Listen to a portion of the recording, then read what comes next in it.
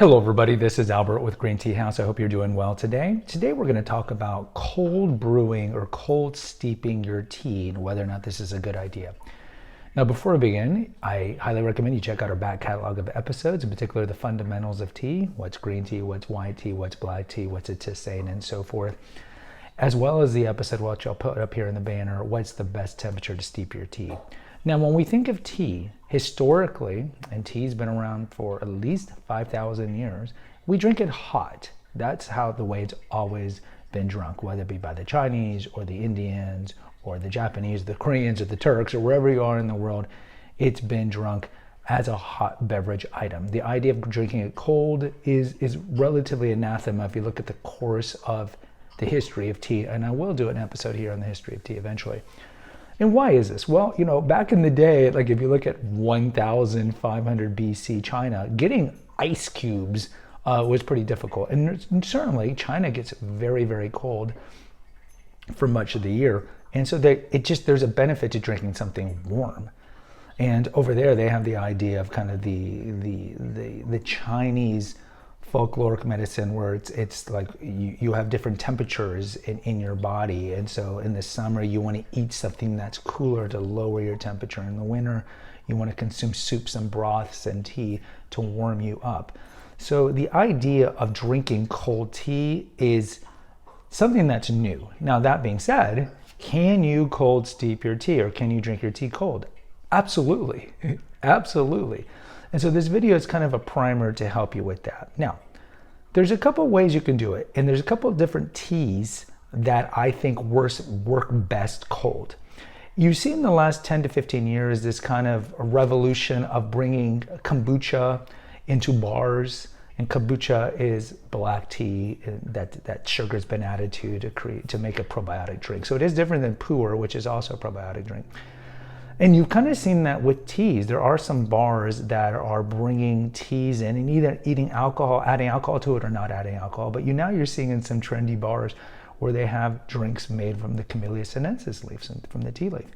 In the majority of the time, the best teas that work for drinking it cold, I would say, are the greens and maybe the whites, but certainly the greens. So it's going to be the freshest, no oxidized leaves of the Camellia sinensis plant work best on cold brewing.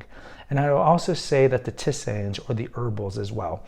And I do have a little kind of, I'm a little subjective because I like to drink my tisanes cold. So I always have a tisane in my refrigerator. Casey and I do. Well, I'll drink especially like hibiscus ginger. I think hibiscus ginger is great in the summer, cold. And I'll also have a chamomile lavender, or I'll have a cinnamon. So I like my tisanes cold. But green tea works really cold. And one of the best ways to do a good cold brew on green tea is, if you have a kyusu, is put in 2 teaspoons of, let's say, sencha, and then just put a bunch of ice cubes in there and just leave it out on your counter the whole day. And then by the time you get back, it's going to be cold, and then you can just pour it in your cup and drink it that way. So what are the benefits of drinking cold brew? Well, cold brew, and if you steep it cold, and we'll talk about the different choices you have on steeping, it is just much more refreshing. And of course, you can drink a cold brew in the middle of winter, just like how I drink always my teas hot, even if it's 105 degrees here in Central Texas. But what it does is there's a different taste when you drink a tea or a tisane. But let's talk about tea, Camellia sinensis leaves. When you brew them cold, and with the greens, they tend to make them more mellow. We've talked about how if you use too high of a temperature on green tea, it makes it astringent or bitter, and it ruins it. And this is one of the problems when you order a green tea at a coffee shop, is that they're using espresso water that's coming out like at 200 degrees, when green tea should be steeped at 175 or so, more or less. And so if you go too high on temperature on green tea, it makes it too bitter. But when you go too low and you cold brew it, it's really mellow and refreshing. So there's 2 ways you can cold steep your tea. There's the fast way and there's the long way. And I would recommend the long way. So what I would do is at night, grab and I would say as a whole, the Japanese steamed teas work the best cold. But you can do it with, let's say, a jasmine green. You can do it with a dragon well. You can do it with a Moroccan mint. You can do it with all these.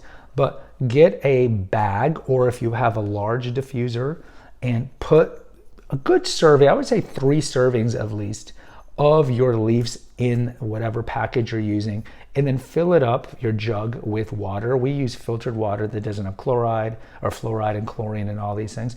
And then put it in at night when you go to sleep. This can be for a green tea, or it can be for your tisanes as well.